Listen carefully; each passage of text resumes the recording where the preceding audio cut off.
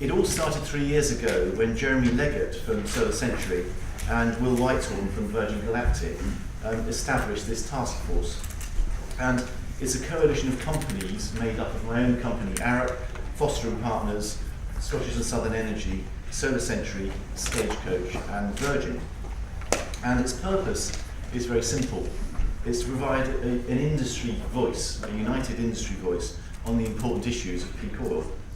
And it's very important at this point now to make the point about the definition of peak oil, because we're not saying that there isn't a lot of oil left in the ground. There may be a huge amount of oil left in the ground. Some think that that is the case. We're not saying it isn't.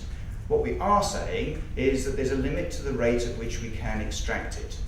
And we've been extracting it at a peak level just a few years ago at about 85 million barrels per day.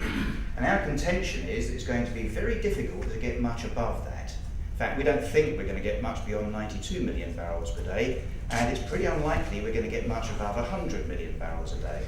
So it's very important to think, where are we going next? Because if we're going in that direction, there may be some serious shortages.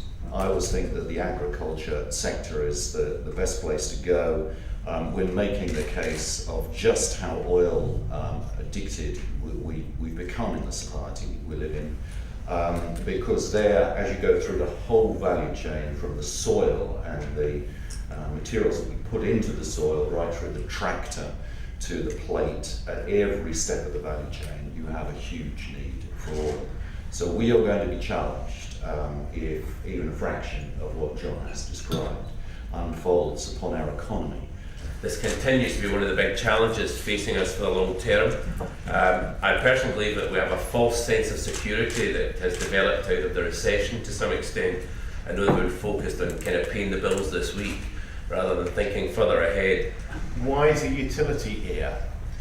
A utility, effectively, we're the energy conversion business. We take broadly fossil fuels, oil, gas and coal, and convert them into something that you want, heat and light.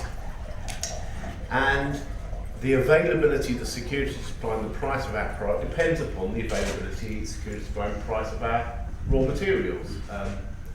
And we believe that effectively the price of those three commodities are linked. If you get an increase in oil, fundamentally you see demand moving into gas and coal, you see the price of those go up.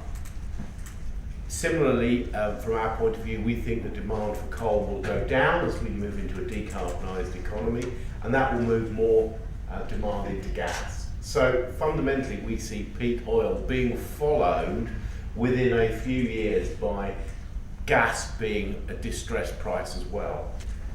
The next government must bring together business and the public sector to plan for the future and establish a clear contingency plan to combat a rise in the price of oil. We need to accelerate the programme of investment in renewable technologies, ensure we have world-class wind, solar and alternative fuel business in the UK. Therefore, we've got to take actions more quickly. We've got to encourage more production in the North Sea again. We've got to get our own industry working much more efficiently in terms of its own use of energy. And we've got to push forward with solar, wind, wave, nuclear, to a greater extent than we've achieved so far. And that's going to mean legislative change. It's going to mean that we've got to make health and safety legislation work for the future as well. It's got to mean we've got to introduce new technologies much more quickly than we've been planning to do.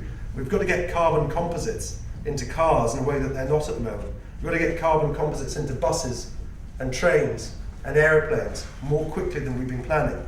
And that's going to mean every organisation in Britain galvanising itself, from the Civil Aviation Authority on one side, to the Health and Safety Executive, right the way through to the legislative background that we face as consumers in terms of encouraging us to produce our own energy and be more efficient in our use of energy. These things have got to be speeded up if we're going to avoid the crunch that comes.